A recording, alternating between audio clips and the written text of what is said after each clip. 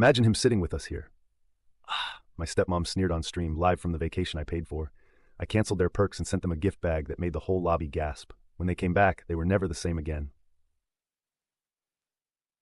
Hey everyone, before we dive in, I have a quick favor to ask. If you enjoy content like this, please hit the subscribe button. It's free, supports the channel, and ensures you never miss out on amazing videos. Alright, let's get started. Can you imagine him sitting with us here? Ugh! She wrinkled her nose like someone had just farted in the middle of a five-star dinner. The camera shook slightly as my father chuckled off screen. Oh, don't even say that. You'll ruin the vibe. Too late, she muttered, brushing her freshly bleached hair behind her ear. I swear, he's like a walking cringe. Just hovering around, asking weird questions, looking like he doesn't belong. Then she took a long, smug sip from her mimosa and added with a laugh. Good thing we paid for this trip so we could enjoy some peace. I paused the stream, stared at the screen like it might apologize. Peace. They said they paid for this trip. Funny, I didn't remember them pitching in when I dropped over $5,000 to book this so-called anniversary gift. I didn't recall a single thank you either. Just a quick, well, it's about time we did something nice, and a reminder not to tag them in any of the booking emails. We wanted to look like we paid for it ourselves, just for the photos. But this was next level. I rewound the video just to be sure I hadn't imagined it. He'd be sulking the whole time, my stepmom said. Sitting there judging, probably counting how many shrimp everyone eats. You know how he is, like he's doing us a favor just by existing. And then the final blow. If he were here, I swear I'd ask the front desk to cancel our reservation. My stomach tightened, and not because of the cheap frozen pizza I'd had for dinner. My phone buzzed with a notification. Dad and Lisa are live from Paradise Cove. Yeah, my Paradise Cove, the one I paid for, the one I wasn't even invited to. I took a breath and hit play again. Cheers to freedom, my stepmom smiled, clinking glasses with my dad. No drama, just us and the good life. I let the video play to the end, then sat there in silence. No rage, no yelling, just a strange, quiet kind of clarity. Then I picked up my phone, opened the travel app, and clicked cancel booking. One by one, everything unraveled. Their rental car, gone. Spa appointments, canceled. The private boat dinner I'd upgraded to for $600, refunded, rebooked under someone else's name, and I wasn't done yet. Before they had a chance to figure it out, I called the hotel and arranged one last thing. A gift bag to be delivered to them right in the center of the marble floor lobby at peak check-in time. What was inside? Let's just say it made everyone stop and stare. That was the moment everything changed. They left for vacation as my ungrateful family. They came back different, but I wasn't waiting for their apology. Not this time. You know, you should smile more in photos, my stepmom once told me, holding her wine glass like it was part of her hand. You always look so anxious. Maybe because I'm the one paying for everything, I replied without missing a beat. She laughed, like I just made a joke at my own expense. The truth is, it didn't start with that vacation. That was just the cherry on top of a three-tier cake made of guilt, manipulation, and dead. You're not like us. Ever since my dad remarried, I've been the outsider. Not openly hated, no, that would have been easier. I was tolerated, like wallpaper, a placeholder. A polite nod at the family table while they passed the mashed potatoes to each other and skipped over my plate. But I tried. Oh God, I tried. I paid their electric bill a month after Dad lost his job. I sent my stepmom grocery money every 2 weeks just to help out. I even helped refinance their mortgage when they fell behind, co-signing because their credit was too wrecked to qualify. I thought, this will finally prove I belong. Spoiler alert, it didn't. I know it's a lot to ask, she'd say in that syrupy sweet voice of hers, but we're just in such a tight spot, if you really care about us. And every time she said us, she meant her and him and their 2 kids, my half-siblings who barely knew me as anything but the guy who brings the good gifts. Once I overheard her on the phone with one of her friends. Yeah, we're so lucky, she said, giggling. He's like a third parent, but better. No rules, just wiring money. Wiring money. Like I was some human ATM with emotional codependency issues.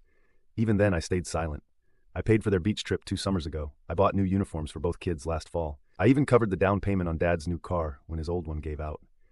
And I never asked for thanks. I didn't want applause. I just wanted to be treated like a person, a son, a brother. But the more I gave, the more they acted like it was owed to them. Until one day I made the mistake of saying no. It was about a new iPad. Lisa, my stepmom, called me on a random Tuesday. Hey, she said breezily. So Harper really needs a tablet for school. All the kids are getting them, and she's been feeling left out.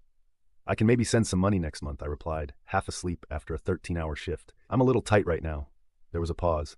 A little tight, she repeated, as if I just said I sold a kidney on the black market. Didn't you just get a raise? Yeah, I said, which covered the extra taxes in my car repairs. I'm not sitting on gold bars, Lisa. Well, she said, her voice icing over, I guess Harper will just have to learn what it's like to have a selfish older brother. I stared at the phone, stunned. Excuse me? I finally said. I just hope you're proud of yourself, she continued, letting your little sister fall behind in school because you wanted to upgrade your laptop. I didn't upgrade anything, I snapped. I bought a used one off eBay because the old one died. Still sounds like a choice, she bit back. I hung up. That was my first no, and it felt terrifying, but also strangely right. The next week, the passive aggression turned up to 11. At a family dinner, Lisa raised her glass and said, "Here's to the ones who show up, even when times are tough." She didn't look at me. She didn't have to. My dad joined in with a dry, "Yep, some people just get it." I pushed my plate away. And then came the real insult. They booked the vacation I paid for, used the spa credits I added, ate the meal I had reserved under my account, and then went live just to drag me in front of the internet. No gratitude, no decency. Just a smug, tipsy laugh from a woman who once cried on the phone and said, "I don't know what we'd do without you." You do now, I thought. That night, I didn't just cancel their perks. I wrote a letter. Well, technically, I designed it. A luxury black envelope with gold calligraphy, sealed in wax. On the front, in scripted letters, "Something special just for you." Inside was a glossy gold-edged card, no angry message, no insults, just a simple printed line, scanned for a personal surprise. Beneath it, a clean, elegant QR code. I called the hotel concierge and asked them for one favor. Place the envelope in the center of the grand lobby check-in desk, right before the pre-dinner rush. "It's a gift for the couple staying in the honeymoon suite," I said sweetly. "They'll know it's from me." They did. Lisa, ever the spotlight hunter, grabbed it like a prize. She opened it right there at the front desk. The staff gathered, intrigued. Tourists stopped mid-step, curious. She scanned the code with a flourish. The moment her screen loaded, the lobby went dead quiet. A full-screen video began playing. On full volume, a short slow-mo clip of me standing on a beach, holding a cocktail and a sign. "This is the face of the person who paid for your luxury while you dragged him online." Then, as the screen zoomed in on my face, the unmistakable music kicked in, Curb Your Enthusiasm theme. It echoed off the marble walls. Lisa screamed, literally screamed. My father tried to shut the phone off, fumbling like it was on fire. Someone gasped and said, "Oh my God, is that them?" A teenage boy whispered, "Yo, this is legendary." Another guest laughed and said, "Wait, is that the Curb Your Enthusiasm music? That's brutal. This is so going on TikTok." Then the hotel manager, not knowing what was going on, leaned forward and read the card aloud. "Something special just for you," he said, confused but impressed. Then added, "Is this part of a performance?" By the time the music looped for the third time, half the lobby had pulled out their phones. Guests whispered. Staff stared. One woman was laughing so hard she had to lean on a pillar. Lisa shoved the card back into the envelope and bolted. My dad followed, muttering something about suing somebody. But it was too late. The damage was done. That was the moment everything changed. They left for vacation as my ungrateful family. They came back different. What happened next? Well, the whole lobby gasped. And when they came back, they didn't look smug anymore. They looked ruined. They came back 2 days early. No posts, no lives, no smiles. I was sitting in my kitchen when my phone buzzed. A message from my dad. "We need to talk. Family dinner. 7 p.m. No hi, no sorry. Just a command, like always." 7 p.m. They hadn't even unpacked their bags and they were already summoning me like a servant. But you know what? I went. I didn't go to talk. I went to finish it. When I walked in, the table was set like always, steaming dishes in place. Lisa was nursing a glass of wine but refused to look at me. Dad was already halfway to pissed. I could feel it in the air. "Let's get to the point," he barked before I even sat down. "What the hell was that stunt at the hotel?" I raised an eyebrow. "You mean the truth? I just gave it a little presentation." Lisa slammed her glass down. "You humiliated us in front of the entire hotel," she shrieked. People were whispering. One guy asked if we were on probation. "Do you realize what we went through?" "Do you realize what I've gone through?" I said, sharp and calm. "Sitting alone in my apartment eating canned ravioli while you sip champagne on live stream, laughing at me." "It was just a comment," she snapped. "A bad joke. You're acting insane." "A joke?" I stood up. "For years I've been the one feeding you, paying your rent, covering your groceries, co-signing loans, funding fresh starts and luxury getaways. And what did I get in return? Can you imagine him here? He'd ruin the vibe. Thank God he's not with us." Dad pounded the table. "That still doesn't excuse what you did. You made us look like freeloaders in front of strangers. People thought we were moochers." I tilted my head. "Because you are." Silence. Refrigerator humming. Pin drop silence. Lisa put her wine glass down slowly. "You've damaged our reputation," she said coldly. "And if you have even a shred of decency left, you'll apologize. Fix this." I laughed, deep from the gut. "Apologize? For what? For showing people the truth? For making you face what you actually are? You shamed us," Dad exploded. "After everything we've done for you." I turned to him, my eyes locked on his. "Oh really? And what exactly have you done for me?" He blinked. "You gave me a roof and charged me guilt. You gave me family, but only when you needed money. You taught me that love in this house is just currency in disguise." Lisa stood. "We gave you life. That's not enough, and you monetized every second of it," I shot back. "But the game's over." I reached into my bag and tossed a folder onto the table. They flinched. "What's this?" Dad growled. "A termination agreement," I said. "I'm no longer your sponsor, your emergency fund, your plan B." "This is ridiculous," he barked. "You think you can just walk away from your own family?" I leaned forward, calm, cold. "I don't think I can. I am." Lisa's face was pale now. "You can't just erase us." I met her eyes. "You already erased me years ago." And with that, I turned, walked out the door, and left them sitting in silence, surrounded by their comfort food, cooling like their excuses. I didn't hear from them for 5 days. No texts, no calls, no 3 a.m. guilt messages from Lisa, no fake emergencies from Dad. It was the loudest silence I'd ever heard, and it was glorious. I woke up the morning after the dinner confrontation feeling like someone had cut a 200-pound chain off my chest. My apartment looked the same. My job was still stressful, but everything inside me felt lighter. That night, I bought myself sushi. Good sushi, not grocery store plastic tray sushi. I poured a glass of wine, sat on the balcony, and for the first time in years, I breathed, not checking my bank account in fear of another emergency VMO, not calculating how long I could stretch gas money to cover a surprise expense from the family. Just me, my money, my choices, and the best part, I didn't owe anyone a single thing. But peace never lasts long when manipulators are losing their grip. On day 6, my phone rang. Dad. I stared at it, let it ring. Then another call. Lisa.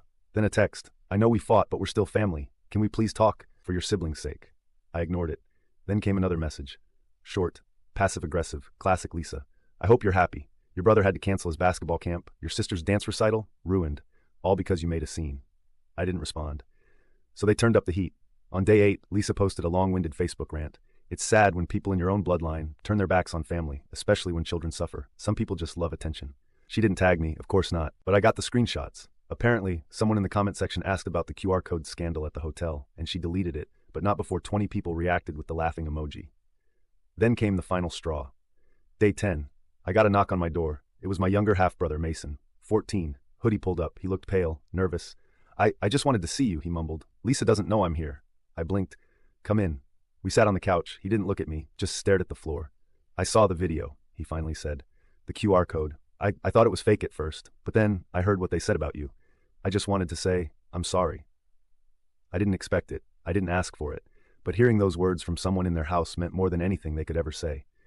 She made us unfollow you, he added quietly. Said you were dangerous, that you turned against the family.